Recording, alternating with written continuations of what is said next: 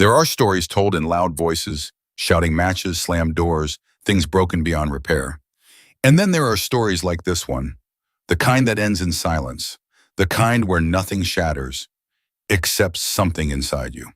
On a cold Tuesday morning in Manhattan, Daniel Whitmore signed his name at the bottom of a document that would erase 15 years of his life. The pen didn't shake. That was the first thing Claire noticed. She sat across from him at the long, polished oak table, her fingers laced together so tightly her knuckles had turned pale. Outside the floor-to-ceiling windows, the city moved as it always did. Taxis honking, people rushing. Life continuing without hesitation. Inside the room, time had slowed to something almost unbearable. "You don't want to read it again?" her lawyer asked gently. Daniel didn't look up. "I've read enough," he said. His voice was steady, too steady. Claire studied him, searching for something. Anger, hesitation, even a flicker of pain. But his expression remained composed, almost distant, as if he were sitting in a meeting that had nothing to do with his own life. That frightened her more than anything, because this wasn't the man she had expected. This wasn't the man she had prepared herself to face. She had imagined arguments, accusations, maybe even cruelty. But not this, not the quiet, not the absence. Daniel slid the papers across the table. "It's done." The words landed softly, but they carried the weight of something irreversible. Claire swallowed, her throat suddenly dry. "That's it." He finally looked at her, and for a brief moment, just a second, something flickered behind his eyes. Not anger, not sadness, something deeper, something already gone. "That's it," he said. There had been a time when Daniel Whitmore believed in permanence, in building something that lasted, in the kind of love that didn't fade just because life became complicated. He had believed it with the same certainty he brought to his career, structured, logical, unshakable. That belief had built everything he had, and in the end it had been the very thing that broke him. 15 years earlier, Daniel had met Claire at a rooftop event in Soho. She had been standing near the edge, looking out at the skyline as if she already belonged to it. He remembered thinking she looked like someone who would never settle for less than everything. And he had admired that. Claire was working in media even then, sharp, articulate, effortlessly captivating. She spoke in a way that made people listen, not because she demanded attention, but because she understood how to hold it. Daniel, on the other hand, had been quieter, focused, already climbing his way through one of the most competitive law firms in the city. They were different in ways that felt complementary, at least in the beginning. Their relationship moved quickly. Dinners turned into weekends. Weekends turned into a shared apartment overlooking the Hudson. And before either of them fully realized it, they had built a life that others envied. From the outside, it looked perfect. The kind of life people posted about. The kind of marriage people assumed was unbreakable. But perfection, Daniel would later realize, has a way of hiding fractures. The first cracks were subtle. Claire working later than usual, Daniel bringing work home more often, conversations becoming shorter, then fewer. It wasn't dramatic, it wasn't obvious. It was the slow erosion of something neither of them stopped to protect. They told themselves it was temporary, that things would settle once their career stabilized, that love, real love, could survive distance. But distance has a way of becoming permanent if left unchecked. And loneliness? Loneliness doesn't always arrive loudly. Sometimes it settles quietly beside you, at dinner tables, in empty bedrooms, in the silence between two people who used to know each other completely. Claire felt it first, or at least she felt it more acutely. There were nights when Daniel would come home long after midnight, his mind still wrapped in legal briefs and negotiations. He would kiss her forehead, distracted, already thinking about the next day. "I'm sorry," he would say. "Just a busy week." But the busy weeks never ended. Claire stopped asking, stopped expecting, and somewhere along the way she started noticing someone else. Marcus Hale entered her life without intention. At least that's what she told herself. He was everything Daniel wasn't anymore: present, attentive, unpredictable. A man who listened not out of obligation but because he wanted to understand. It started with conversations, then lunches, then the kind of moments that lingered longer than they should have. Claire knew where it was heading long before it happened, and she didn't stop it, because for the first time in a long time, she didn't feel invisible. Daniel noticed the change, of course he did, but he didn't name it, didn't confront it. because part of him already understood something he wasn't ready to admit. By the time the truth became undeniable, it no longer felt like a shock. It felt like confirmation. Back in the conference room, Claire stood slowly, her chair scraping softly against the floor. "Daniel," she began, but the words faltered. What was there left to say? Sorry, it felt insufficient. Explanations too late. "I didn't think it would end like this," she said finally. Daniel picked up his coat. "Neither did I." He paused for a moment, his hand resting on the back of the chair. Then, almost as an afterthought, he added, "But I think it ended a long time ago." Claire closed her eyes briefly, the truth of it settling in. Because he was right. This moment, the papers, the signatures, the silence. It wasn't the end, it was just the acknowledgement of something that had already been lost. Daniel walked toward the door, stopping only once. Not to look back, but to steady himself. Because even when you choose to let go, it doesn't mean it doesn't cost you everything.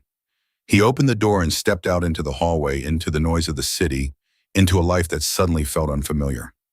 Behind him, Claire remained standing in the quiet room, surrounded by everything they had built and everything they had failed to keep. The door closed softly, and just like that, it was over. Or at least that's what they both believed. For now, there is a particular kind of life that exists in cities like New York. A life built on appearances, on curated moments, on the quiet agreement that as long as everything looks perfect, no one will question what lies beneath. Daniel and Claire Whitmore lived that life flawlessly. Their apartment sat 32 floors above the city, a glass-wrapped penthouse overlooking the Hudson River.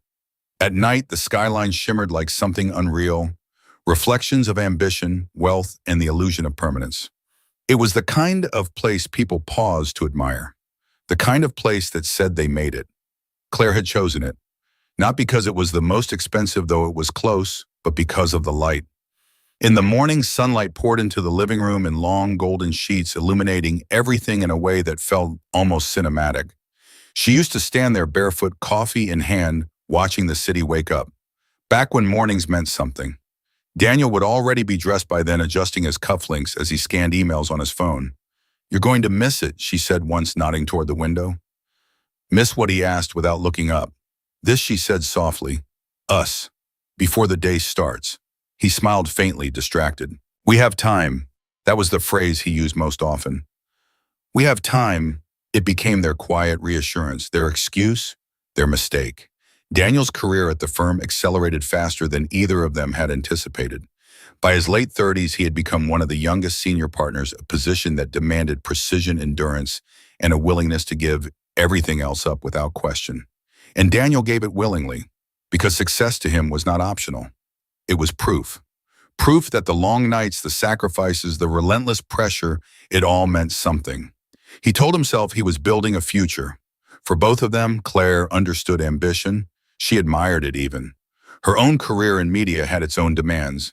Deadlines, public appearances, constant reinvention.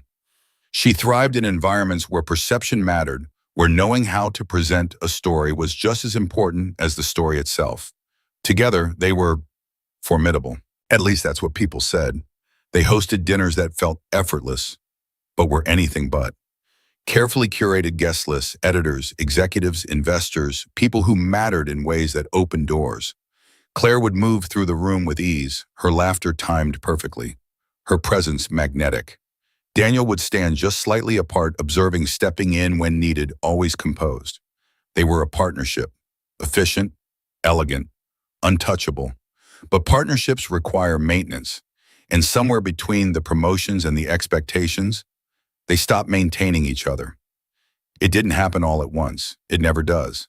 It started with small things, canceled dinners, missed calls, conversations that became logistical rather than personal. Did you sign the contract? What time is your meeting tomorrow? Can you pick up the dry cleaning? The language of intimacy slowly replaced by the language of function. Claire noticed it in the silence first. The way the apartment felt different at night, larger, colder. There were evenings when she would sit alone at the dining table, the city glowing beyond the windows, her phone lighting up with messages that had nothing to do with him. She would glance at the clock. 9:17 p.m., then 10:42, then 12:03. And when Daniel finally walked in, exhausted, his tie loosened, his mind still somewhere else, "Hey," he would say, kissing her lightly. "Hey," she would reply, and that would be it.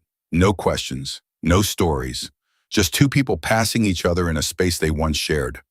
There was no moment where Claire decided she was unhappy, no dramatic realization, just a slow, persistent feeling that something essential had gone missing, like a song she used to know by heart but could no longer remember. She tried it first. She suggested weekends away, dinner reservations, even something as simple as putting their phones away for an evening. Daniel always agreed, and then something would come up. A client emergency, an unexpected meeting, a deal that couldn't wait. "I'll make it up to you," he would say. And she believed him, until she didn't. Because apologies, when repeated often enough, begin to lose their meaning. They become placeholders, promises that exist only in theory. Claire stopped asking after that, not out of anger, but out of something quieter, something more dangerous, resignation. She filled her time differently, longer hours at work, more events, more conversations that didn't require emotional investment.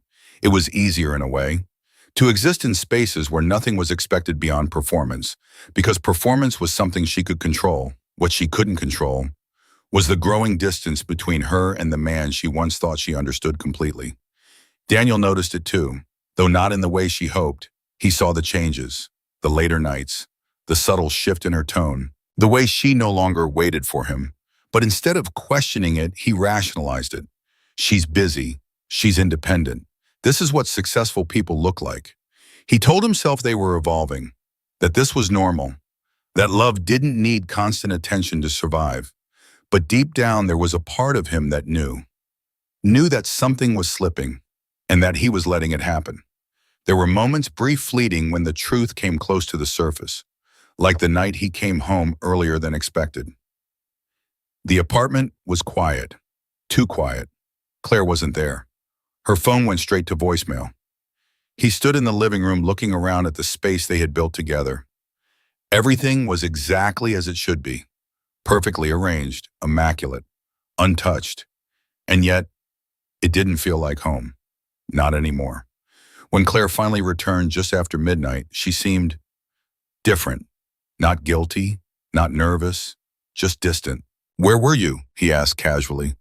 "Work ran late," she said, setting her bag down. He nodded. Okay. He could have asked more, could have pressed, but he didn't, because asking meant risking an answer he wasn't ready to hear. So instead, he chose silence. And in that silence, something unspoken took root, a space where truth should have been, a space that would eventually be filled by something else, something neither of them could take back. Looking back, it would be easy to pinpoint where things went wrong, to assign blame, to rewrite the narrative in a way that made sense. But real life doesn't work like that. There isn't always a clear beginning to the end. Sometimes it's just a series of choices, moments where something could have been said but wasn't, could have been fixed but wasn't. Until one day you wake up and realize you're living beside someone you no longer know, and the distance between you feels too vast to cross. For Daniel and Claire, that realization didn't come all at once. It came slowly, quietly, like everything else that mattered. And by the time either of them truly understood what they had lost, they were already too far gone to find their way back. Loneliness, when it first appears, is almost indistinguishable from silence. It doesn't announce itself. It doesn't demand attention. It simply settles in the spaces where something used to exist.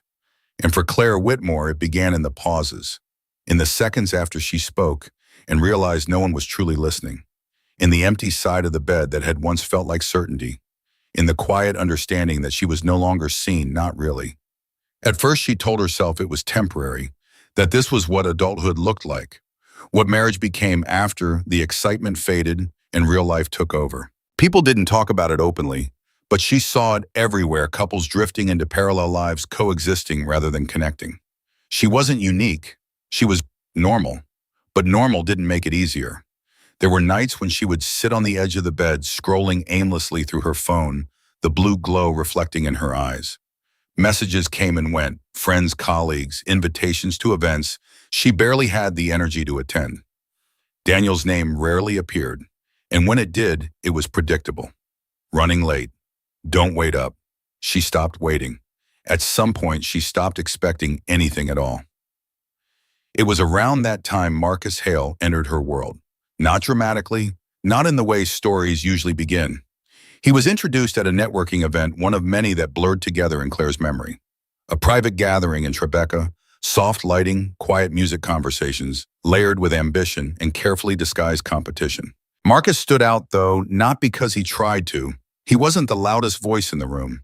He didn't dominate conversations or perform for attention. Instead, he listened.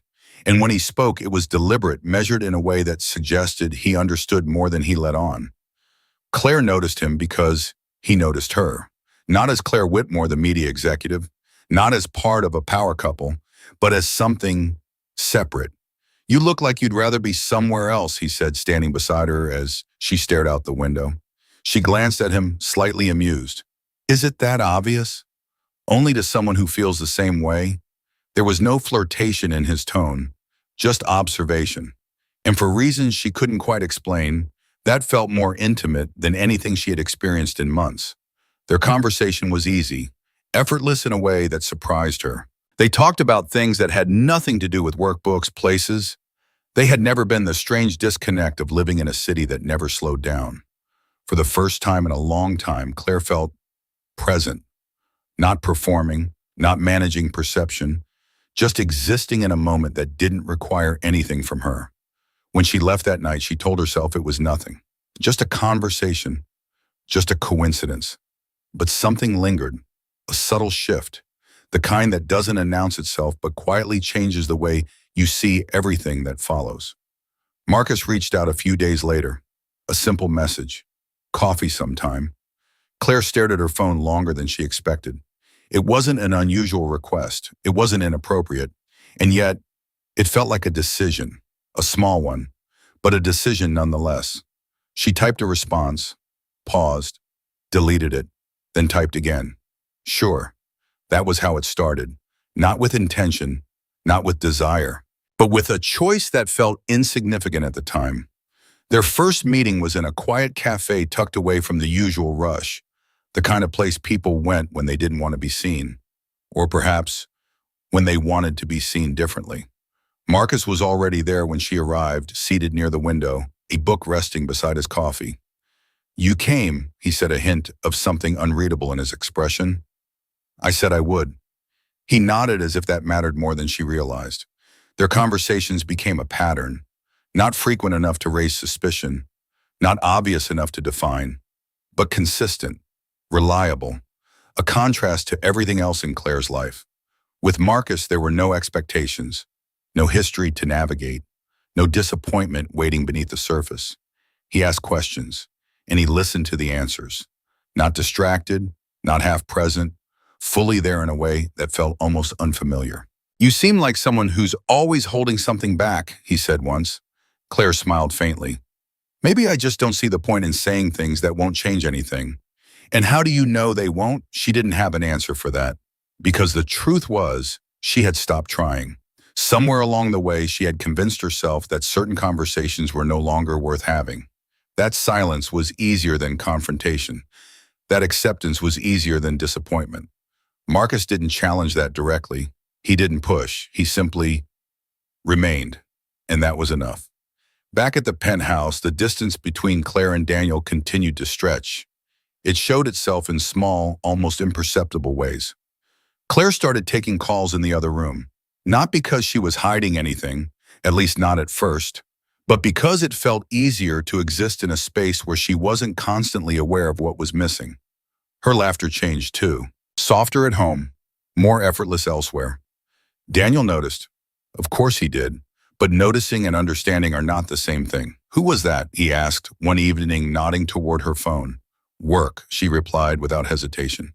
He accepted it, because it made sense, because it fit the narrative he had constructed, because questioning it would mean acknowledging something he wasn't ready to face. There were other signs, subtle shifts in routine, Claire leaving earlier, coming home later, a new kind of energy about her, faint but present, not directed at him, but existing nonetheless. Daniel told himself it was a phase, that people changed, that this was what happened when two careers demanded everything at once. He told himself a lot of things, all of them easier than the truth. The truth required action, required confrontation, required the possibility of loss. And Daniel Whitmore, for all his success, for all his precision, was not ready to lose. So he chose what felt safer: silence, distance, denial. Meanwhile, Claire stood at the edge of something she hadn't fully named. What she felt with Marcus wasn't yet physical, not yet a betrayal in the way people defined it, but it was something real, something growing. And deep down, she knew that she was moving toward a line she could not uncross, but knowing didn't stop her, because the alternative, returning to the emptiness she had learned to endure, felt worse. One evening, as she stood in front of the mirror, adjusting her coat before leaving, Daniel watched her from across the room. "You're going out?" he asked. She nodded. "Just for a bit. With who?" There was a brief pause, not long enough to be obvious, but long enough to matter. "Just people from work." He studied her for a moment, something unspoken passing through his expression. Then he nodded. "Okay." That was all. No further questions, no attempt to understand. Claire picked up her bag, and as she walked past him, there was a fleeting moment where she almost stopped, almost said something, almost chose differently, but she didn't. Because sometimes the most significant choices are the ones we don't even realize we're making. The door closed behind her, and Daniel remained standing in the quiet apartment, listening to the echo of something he couldn't quite name. Not yet, but soon, very soon, because the space between them was no longer empty. It was being filled. And once that happens, there is no going back. Truth rarely arrives the way people expect. It doesn't always come in the form of a confession or a moment so clear it demands a reaction. Sometimes it reveals itself quietly, in fragments, in details so small they're easy to dismiss, until they're not. For Daniel Whitmore, the truth began as a pattern he couldn't unsee. It was a Thursday night when something shifted, not dramatically, not in a way that would have alarmed anyone else. Claire was in the kitchen, her back turned, her voice low as she spoke on the phone. The city lights reflected faintly against the glass, casting shadows that moved when she did. Daniel stood in the hallway unnoticed. He hadn't meant to listen, but something in her tone made him pause. It wasn't what she said, it was how she said it. Soft, careful, almost intimate. "I know," she murmured. "I wish tonight's complicated." A pause, then a quiet laugh. Not the kind she used at events, not the polite, measured version she offered to colleagues. This was different, unfiltered, real. Daniel felt something tighten in his chest, not sharp, not sudden, but slow, like a realization forming before it had a name. He stepped back before she could see him, returning to the living room with deliberate calm. When she ended the call moments later, nothing in his expression suggested he had heard anything at all. "Everything okay?" he asked casually. Claire nodded too quickly. "Yeah, just work." He held her gaze for a second longer than usual. Then he nodded. Of course, that night he didn't ask anything else. But something had shifted, not in her, in him. Because once you notice something, you can't unknow it. The days that followed were different, not outwardly. They still moved through their routines with the same efficiency, the same quiet detachment. But Daniel was watching now. Not obsessively, not suspiciously, just attentively. He noticed the way Claire angled her phone away when messages appeared, the subtle change in her posture when she read something that mattered, the way her attention drifted, not absent but redirected. It wasn't one moment, it was many, each one insignificant on its own. But together they formed something undeniable. Still he said nothing, because speaking would make it real, and reality once acknowledged demands a response. Daniel wasn't ready for that. Not yet. The evidence came to him without intention. It always does. It was a Sunday afternoon, rare in its stillness. Claire had left earlier, mentioning a work brunch that had extended longer than expected. Daniel stayed behind, something he had begun to do more often. The apartment was quiet, too quiet. He moved through it without purpose, a glass of water in his hand, his thoughts elsewhere, until he noticed her laptop, left open on the dining table. The screen dimmed but not locked. He didn't approach it immediately, didn't feel the urgency one might expect. Instead, he stood there for a moment, as if some part of him already understood what he might find, and was deciding whether or not to look. Because there is a difference between suspicion and certainty. Suspicion leaves room for denial. Certainty takes that away. He set the glass down, walked closer. The screen brightened as he touched the trackpad. An email thread. Nothing unusual at first glance, until he saw the name. Marcus. No last name, just Marcus. The familiarity of it felt misplaced. Daniel's eyes moved across the screen, not searching, but absorbing. There were no explicit declarations, no dramatic confessions, just fragments.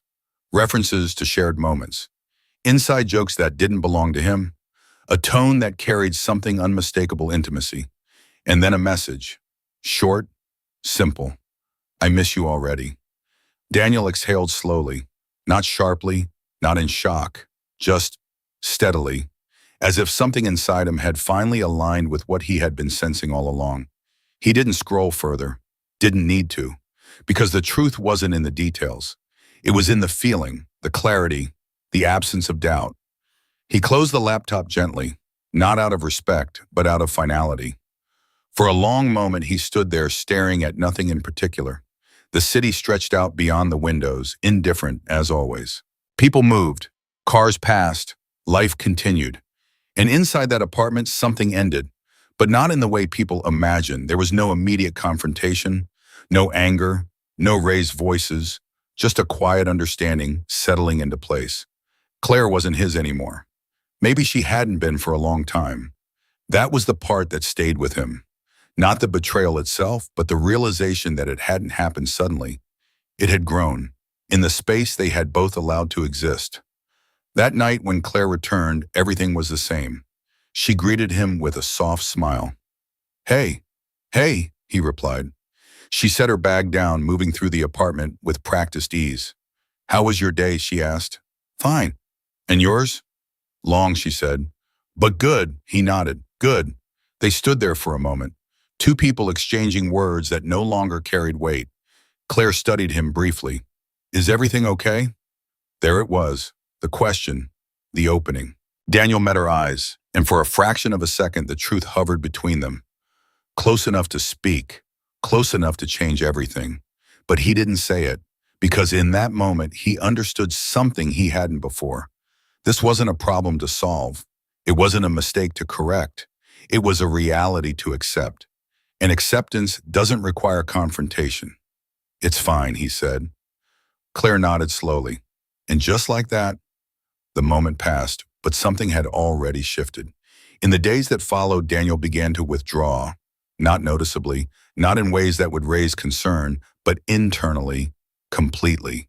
He stopped expecting, stopped wondering, stopped reaching for something that was no longer there. At work, he became sharper, more focused. Colleagues noticed the change, though they couldn't define it. There was a precision to him now, a clarity, as if something that had once distracted him had been removed. At home, he existed in a kind of quiet detachment, observing, understanding, letting the truth settle without resistance.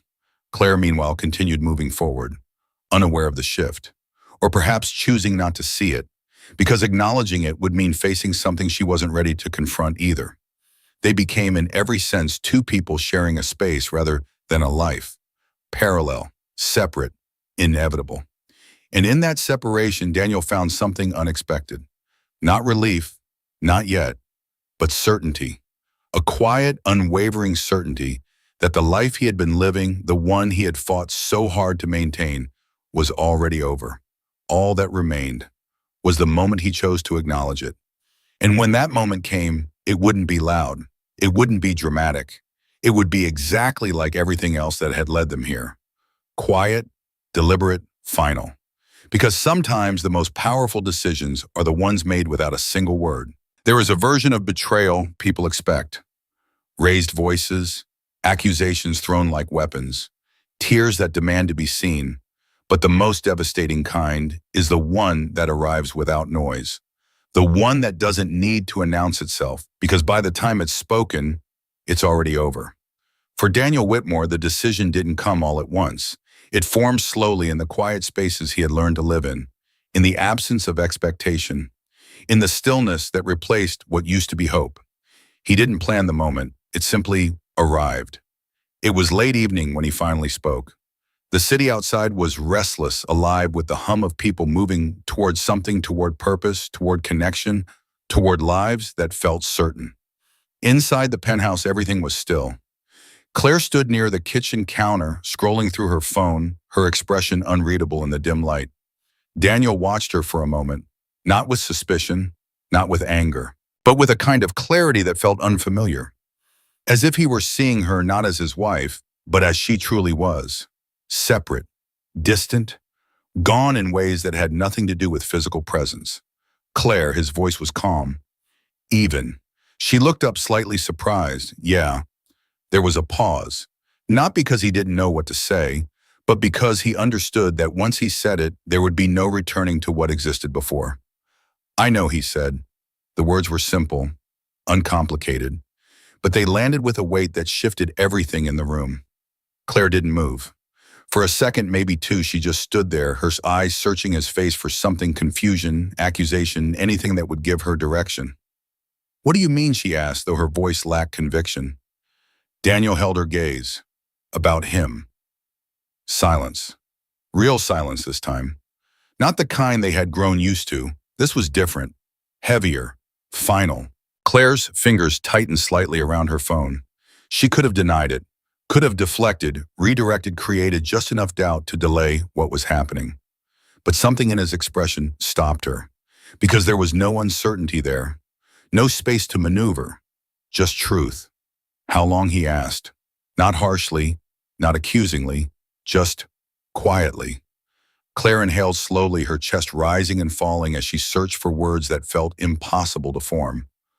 A while, she admitted. The honesty hung in the air between them. Fragile, irreversible.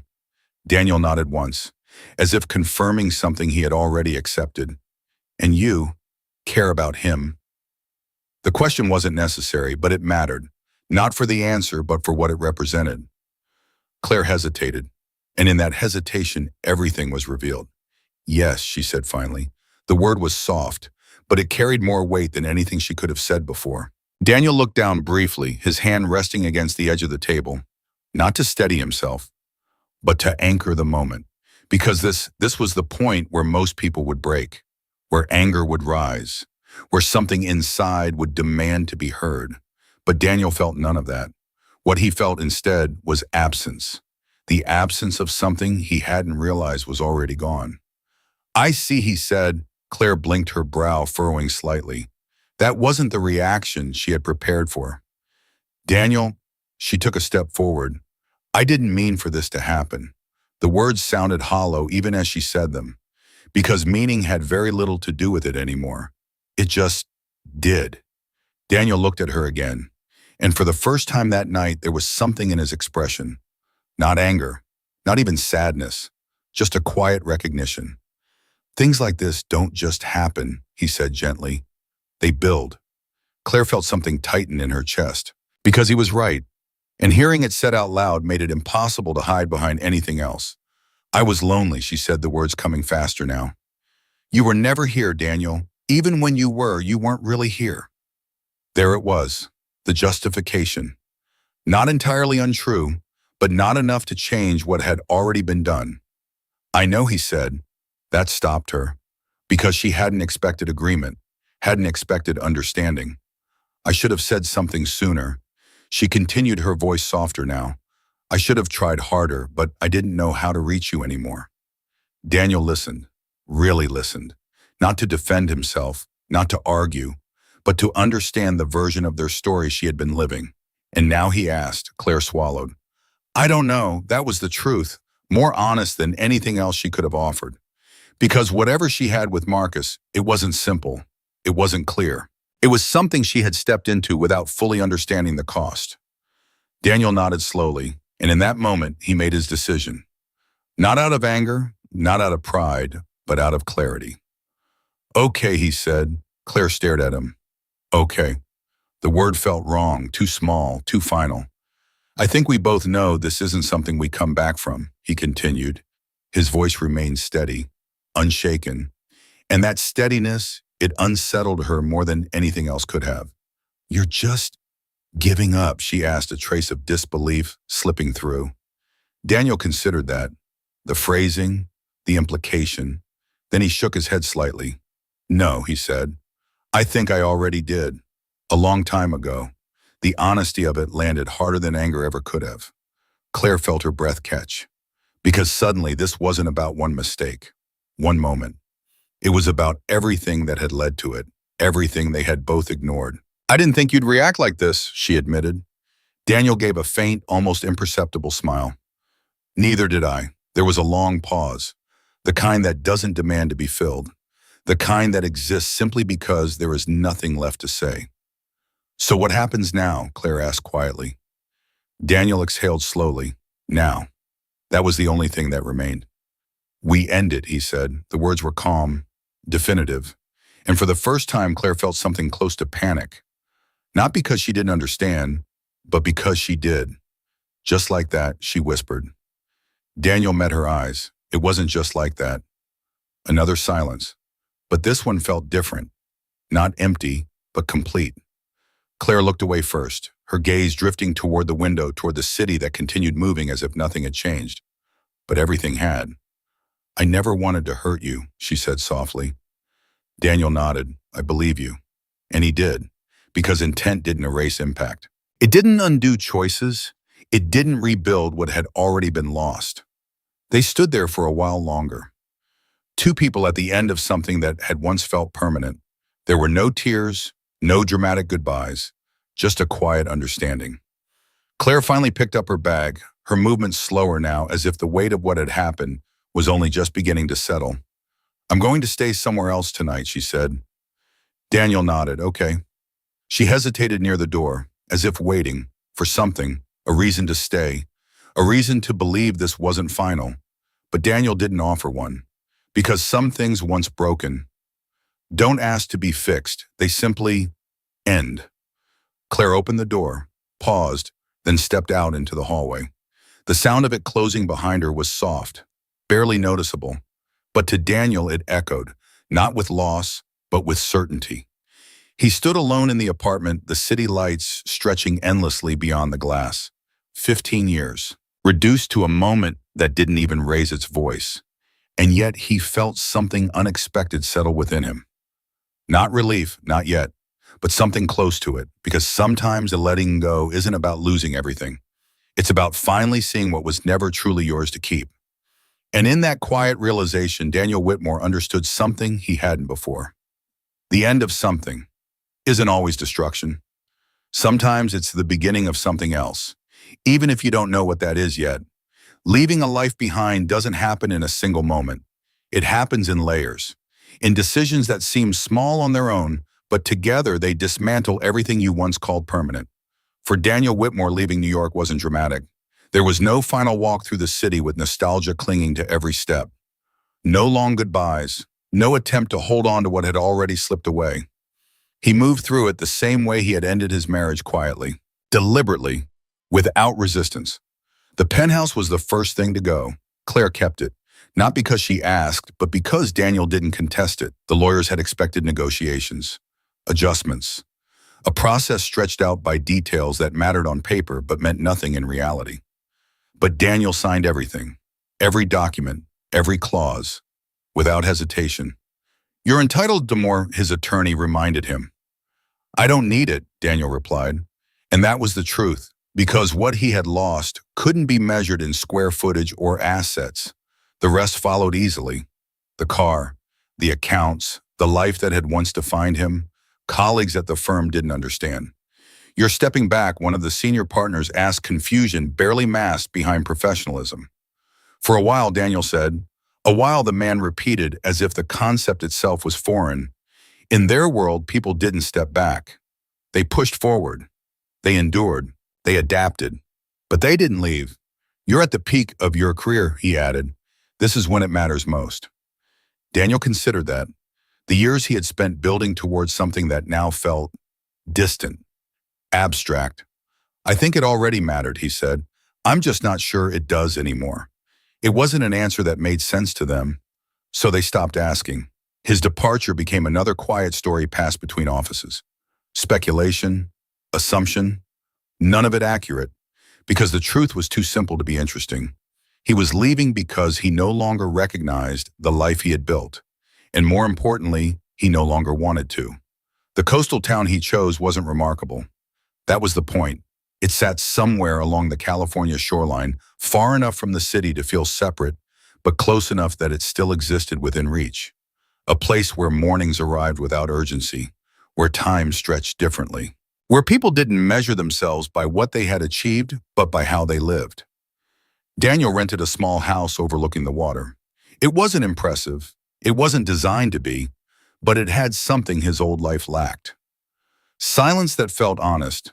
The first few weeks were the hardest, not because he missed New York, but because he didn't know what to do with the absence of it.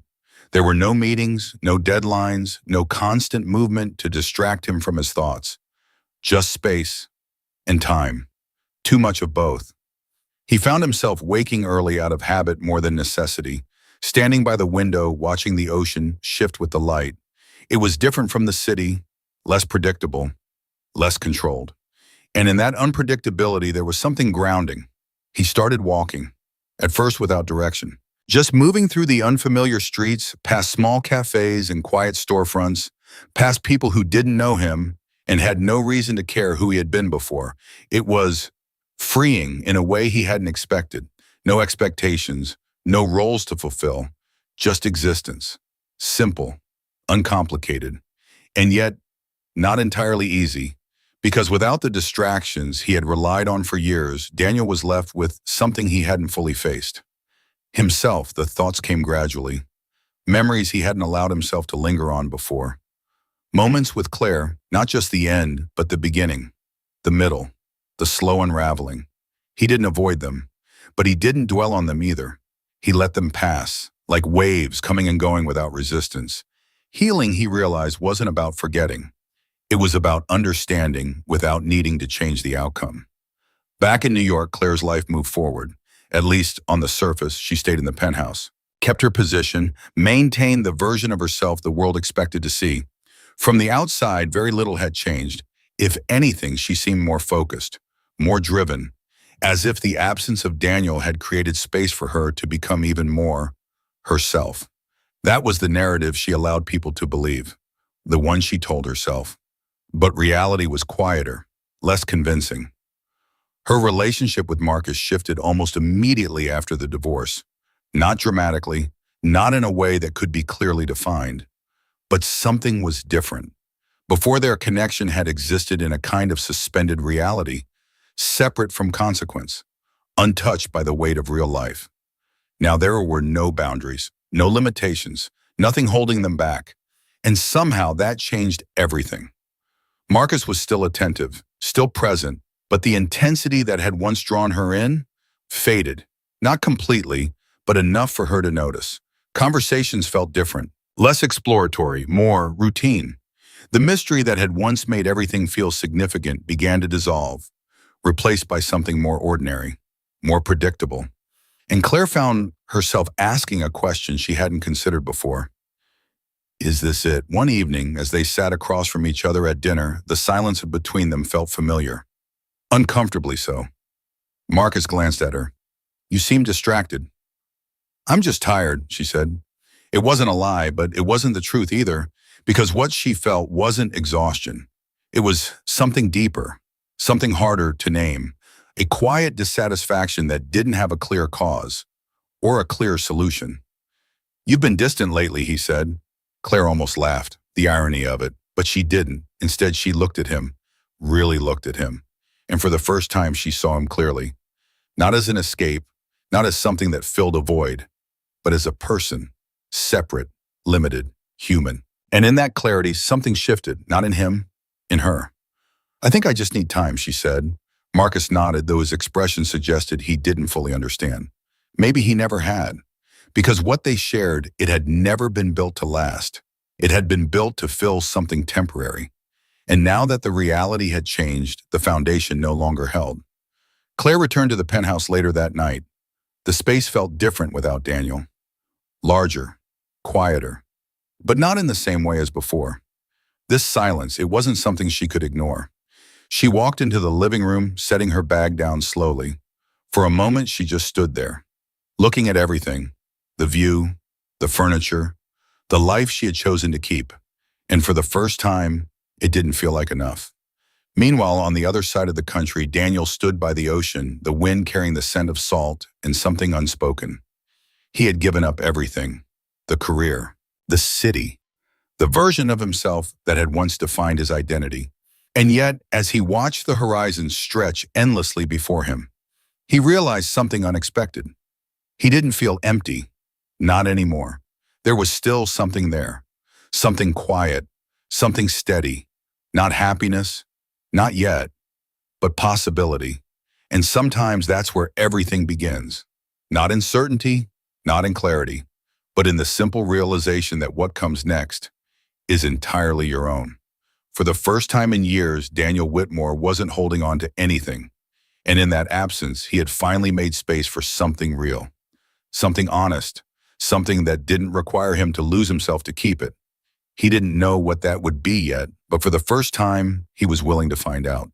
Time does something strange to memory.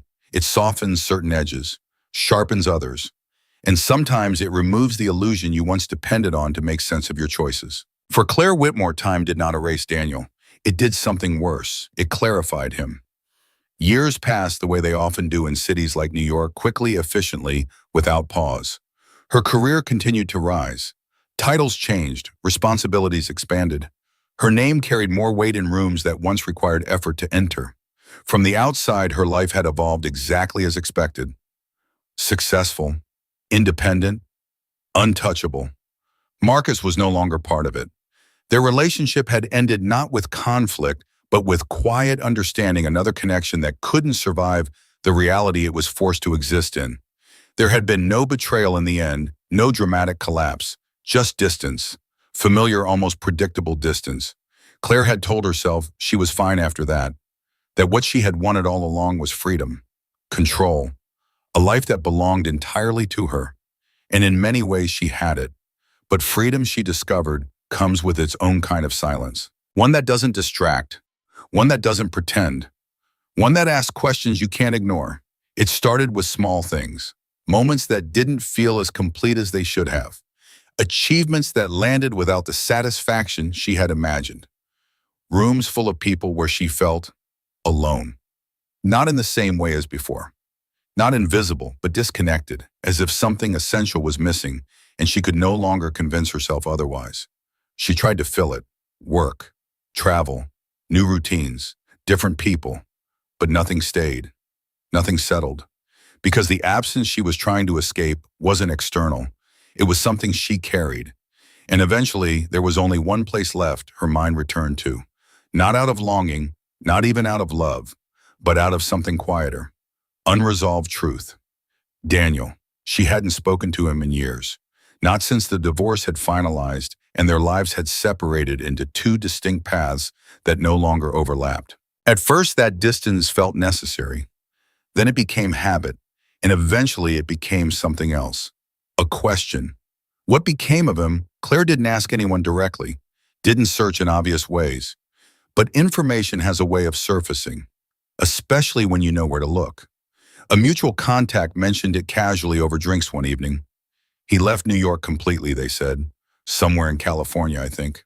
Quiet place, not really his style if you ask me. Claire didn't respond immediately, just nodded, as if the information meant nothing. But later that night, she searched. Not obsessively, just enough to find what she needed. A town by the coast, small, unremarkable. And somehow, that made sense. She looked at a photo online, not of him, of the place, the ocean stretching endlessly beyond a line of modest homes. It felt distant, removed from everything she associated with Daniel Whitmore. And yet there was something about it that held her attention longer than it should have. Weeks passed before she made the decision. Not impulsively, not emotionally, but with a kind of quiet certainty she hadn't felt in a long time. She told herself it was for closure, for understanding, for something that had never been properly resolved. But deep down, she knew it was more than that. It was about facing something she had avoided for years, the part of her story that didn't fit the narrative she had built, the part that still mattered. The town was exactly as she had imagined, quiet, unassuming, the kind of place where time moved differently. Claire arrived in the late afternoon, the sun casting a soft golden light over everything it touched. It felt unfamiliar, not just physically, but emotionally, as if she had stepped into a version of life she had never allowed herself to consider. Finding Daniel wasn't difficult. In a place like this, people notice newcomers. They talk, not out of curiosity, but out of habit. Daniel, the woman at the cafe, repeated, "Yeah, he comes in most mornings, lives not too far from here." Claire nodded, her chest tightening slightly. "Thank you." She walked slower after that, not because she didn't know where she was going, but because each step felt heavier, more intentional, as if she were moving towards something that couldn't be undone once reached. She found him near the water. Not by accident. Some part of her had known that's where he would be. Daniel stood at the edge of the shoreline, his hands in his pockets, his gaze fixed on the horizon. For a moment, she didn't move, didn't call out, just watched. Because the man in front of her was not the same one she had left behind. There was something different about him, not in the obvious ways. He looked older, yes, more settled, but it was deeper than that, a stillness, a presence.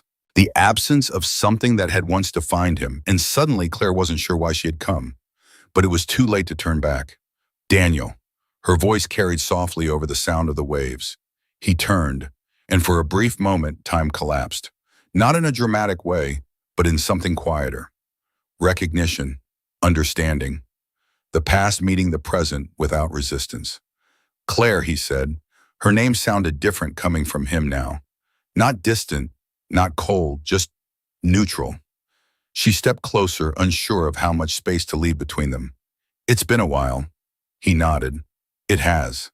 There was no awkwardness, no tension in the way she had expected, just two people standing in the same place after having lived entirely separate lives. "I wasn't sure if I should come," she admitted.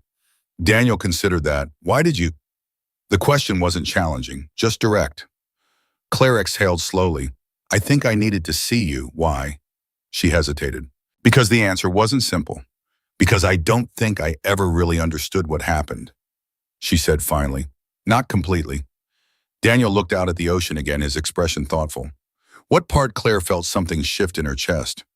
"The part where you just let go," she said. "No anger, no fight, nothing." Daniel was quiet for a moment, as if choosing his words carefully.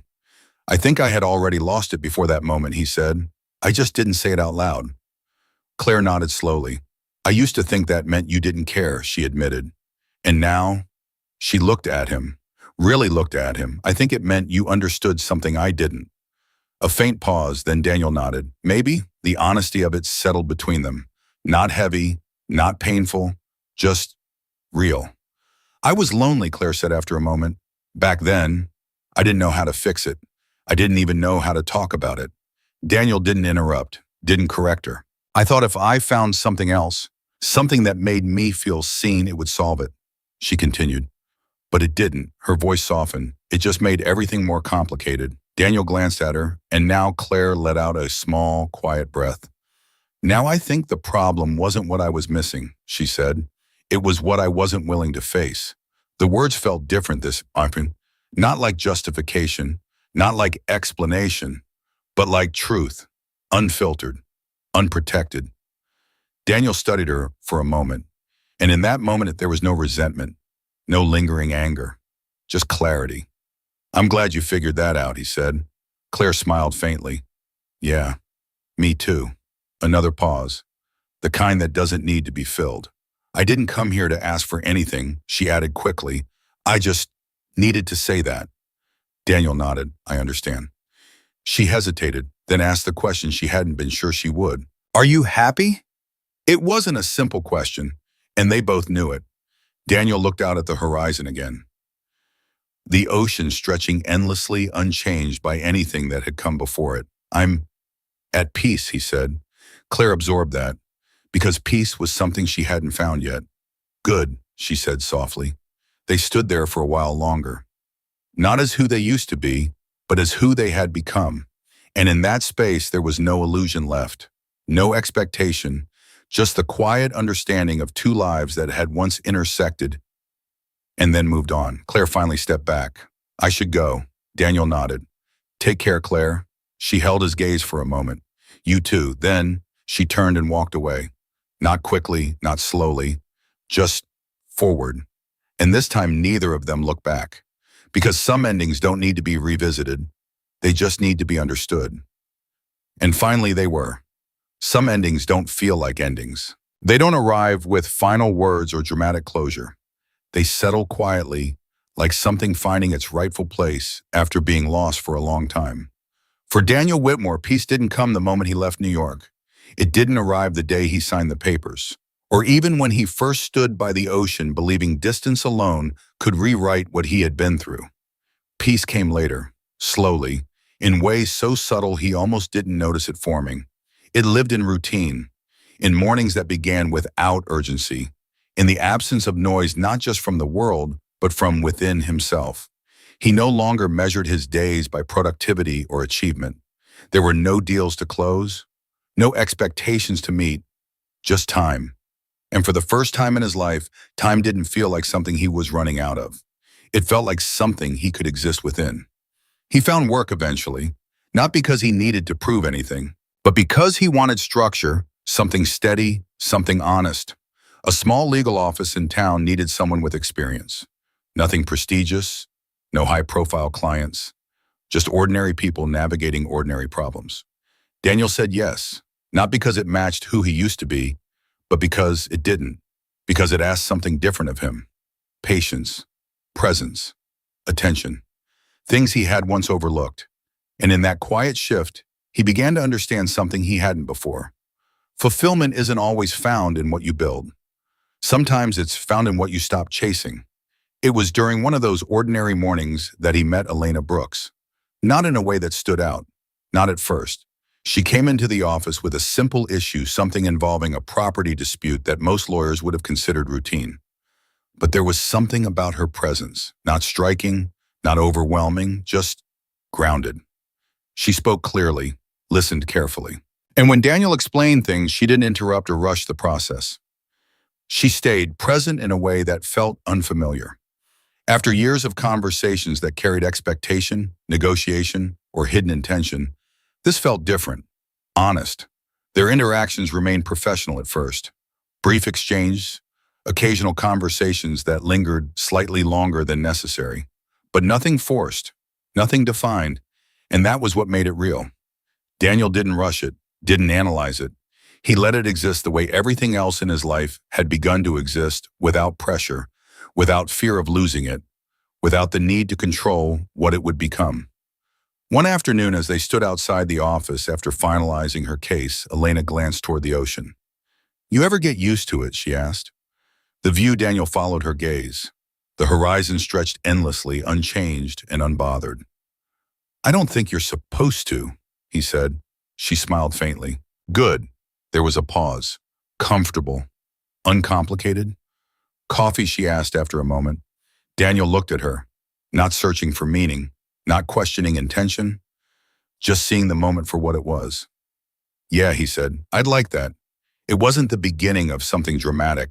There was no sudden shift, no overwhelming realization, just two people choosing to spend time together. And for Daniel, that was enough, because this time he wasn't trying to build a life that looked perfect. He was simply living one that felt real. Back in New York, Claire Whitmore stood in the same penthouse that had once defined everything she believed she wanted. The city still moved the same way, relentless, unforgiving, full of people chasing something just out of reach. And she had become exactly who she had set out to be, successful, respected, independent. There was nothing left to prove, and yet there was nothing left to hold on to either. Her conversation with Daniel stayed with her, not because of what he said, but because of what he didn't. There had been no anger, no lingering attachment, no sign that he was waiting for something unresolved. He had moved on, not in a way that erased the past, but in a way that no longer depended on it. And that realization, it settled deeper than regret, because regret implies something that can be corrected, something that can be revisited. What Claire felt was different. It was clarity, the kind that arrives too late to change anything. She walked through the apartment slowly, her footsteps echoing softly against the polished floors. Everything was still there, exactly as she had kept it, exactly as she had chosen. And for the first time, she saw it without illusion. This wasn't the life she had lost. This was the life she had chosen. And the cost of that choice was something she now understood completely. There was no one else to blame. No narrative to reshape, just truth, unavoidable, unchangeable. She stopped by the window looking out at the city that had once felt like possibility. Now it felt different, not empty, but distant, as if she had reached a destination only to realize it wasn't where she wanted to be. Her phone buzzed softly on the table behind her. A message, another invitation, another opportunity, another moment that once would have mattered. Claire didn't turn around, didn't reach for it, because for the first time she wasn't interested in filling the silence. She let it exist, fully, completely, because that silence, it was honest. And maybe that was what she needed now. Not distraction, not escape, just truth. Daniel, standing miles away, watched the sun dip slowly below the horizon, the sky shifting in quiet gradients of color. Elena stood beside him, not speaking, not needing to. The moment didn't ask for anything. It didn't demand permanence. It didn't promise anything beyond itself. And somehow that made it more meaningful than anything he had experienced before. He had lost everything, or at least that was how it had felt in the beginning. The career, the marriage, the life he had spent years building. But standing there now, he understood something he hadn't then. He hadn't lost everything. He had lost what was no longer meant for him. And in doing so, he had made space for something he never expected to find. Not success, not validation, but something quieter, something lasting. Peace, the kind that doesn't need to be proven. The kind that doesn't depend on anyone else. The kind that stays even when everything else changes. And sometimes that's more than enough. Because in the end, time doesn't just take things away. It gives something back. Not what you had, but what you needed all along. And for Daniel Whitmore, that was everything.